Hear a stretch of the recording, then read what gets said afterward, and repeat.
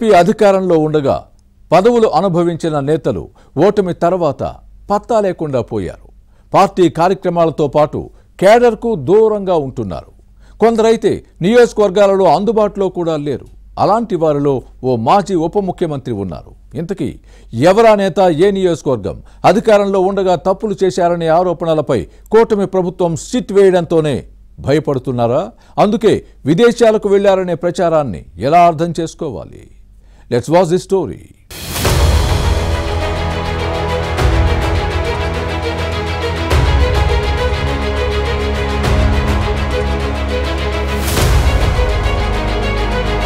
మాజీ ఉప ముఖ్యమంత్రి నారాయణ స్వామి వైసీపీ పాలనలో ఓ వెలుగు వెలిగారు. చిత్తూరు జిల్లా గంగాధర నెల్లూరు నుంచి 2 సార్లు ప్రాతినిధ్యం వహించారు. జగన్ మెప్పు కోసం అప్పటి ప్రతిపక్ష టీడీపీని టార్గెట్ చేశారు. ఫ్యాన్ పార్టీ పాలనలో డిప్యూటీ సీఎంగా చెలరేగిపోయిన నారాయణ స్వామి కూటమి ప్రభుత్వం అధికారంలోకి వచ్చిన తర్వాత సైలెంట్ అయ్యారు. అప్పట్లో ఎక్సైజ్ శాఖను ఈయనే నిర్వహించారు. మద్యం సరఫరా, అమ్మకాల్లో భారీగా అక్రమాలు జరిగాయన్న అంశంపై ప్రస్తుత ప్రభుత్వం విచారణ జరుపుతోంది. భారీగా దోపిడీ జరిగిందని గుర్తించిన ఎన్డీఏ దీనిని తేల్చేందుకు సిట్ ఏర్పాటు చేసింది. దీంతో తాను బుక్ అవుతానేమో అన్న భయంతో వణికిపోతున్నారు. అడ్డగోలుగా జరిగిన మద్యం దోపిడీ కిక్కు తేల్చే పనిలో ప్రత్యేక దర్యాప్తు బృందం ఉంది. ప్రజలకు మద్యాన్ని దూరం చేస్తామంటూనే ధరలు పెంచి కమిషన్లు కొట్టేసి వారికే ఆర్డర్లు ఇచ్చింది. ఈ బాగోతాన్ని కూటమి ప్రభుత్వం బయటపెట్టే పనిలో ఉంది.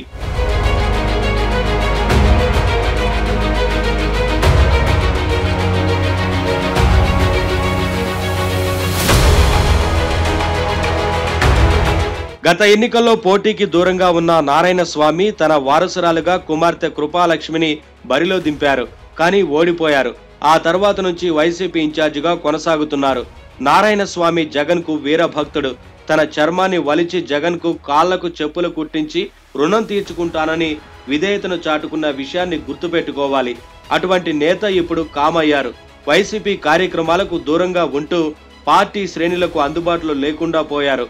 గతంలో చంద్రబాబు నాయుడు, పవన్ కళ్యాణ్ పై ఘాటు విమర్శలు గుప్పించేవారు. విపక్షాలను టార్గెట్ చేసినా ప్రజల్లో మెప్పు పొందలేకపోయారు. అప్పట్లో నిర్వహించిన గడప గడపకు మన ప్రభుత్వం కార్యక్రమంలో ప్రజల నుంచి నిరసన ఎదుర్కొన్నారు.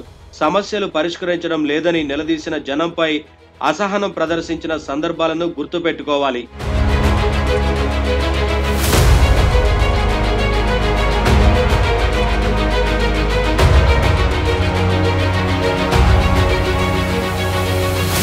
మరోవైపు నియోజకవర్గ పరిధిలోని 6 మండలాల్లోని వైసీపీ వ్యతిరేక గ్రూపులు నారాయణ స్వామికి రాజకీయంగా అవరోధాలు సృష్టించిన విషయాన్ని ప్రస్తావించుకోవాలి. ఒక దశలో అప్పటి ప్రభుత్వ ఎన్ఆర్ఐ సలహాదారు, చిత్తూరు మాజీ ఎంపీ మహాసముద్రం జ్ఞానేందర్ రెడ్డి, నారాయణ స్వామి వర్గీయుల మధ్య పెద్ద యుద్ధమే జరిగింది. నారాయణ స్వామికి టికెట్ ఇస్తే ఓడిస్తామని హెచ్చరించిన విషయాన్ని గుర్తుపెట్టుకోవాలి. గంగాధర నెల్లూరు సీటు విషయంలో నారాయణ స్వామి అనుకూల, వ్యతిరేక వర్గాలు వీధికెక్కిన అంశాన్ని మర్చిపోకూడదు. మేనల్లుడు కూడా మామ నారాయణ స్వామికి వ్యతిరేకంగా చేసిన పోరాటాన్ని ప్రస్తావించుకోవాలి.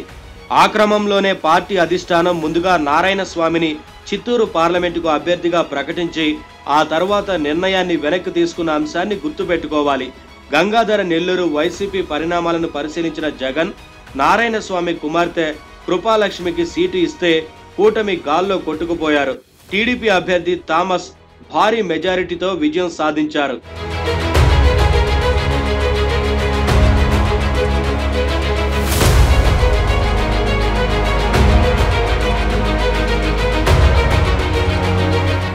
కూటమి ప్రభుత్వం అధికారంలోకి వచ్చిన తర్వాత 2-3 నెలలు పార్టీలో యాక్టివ్ గానే పనిచేశారు నారాయణ స్వామి. ఆ తర్వాత నుంచి పత్తా లేకుండా పోయారు. ఎక్కడున్నారన్న అంశంపై ఆరా తీస్తే జర్మనీలోని తన కుమార్తె దగ్గర రెస్ట్ తీసుకుంటున్నారని వైసీపీ వర్గాల్లో వినిపిస్తోంది.